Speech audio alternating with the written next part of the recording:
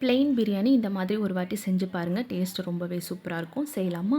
குக்கரில் எண்ணெய், நெய் சேர்த்துட்டு ஹோல் ஸ்பைசஸ், முந்திரி பருப்பு சேர்த்துடணும். நல்லா பொரிஞ்சதும் நீல வாக்கில் கட் பண்ணி வச்சுருக்கிற வெங்காயம், தேவையான அளவுக்கு உப்பும் சேர்த்துட்டு நல்லா வதக்கி விட்டுக்கணும்.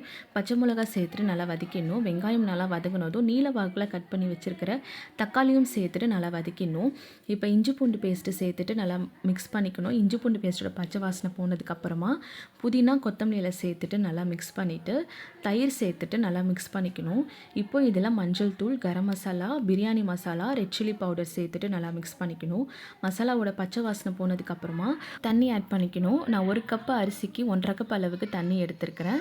சேர்த்துட்டு உப்பு காரம் செக் பண்ணிவிட்டு தண்ணி கொதிக்க ஸ்டார்ட் ஆனதுமே நம்ம அரிசி சேர்த்துக்கணும். ஜென்டலாக மிக்ஸ் பண்ணிவிட்டு லிட் போட்டு க்ளோஸ் பண்ணிவிட்டு ஒரு விசில் மட்டும் நான் வச்சு எடுத்துக்க போகிறேன். அவ்வளோதான். ரொம்பவே சூப்பரான உதிரியான பிளெயின் பிரியாணி ரெடி. கண்டிப்பாக ட்ரை பண்ணி பாருங்கள். டேஸ்ட் அட்டகாசமாக இருக்கும்.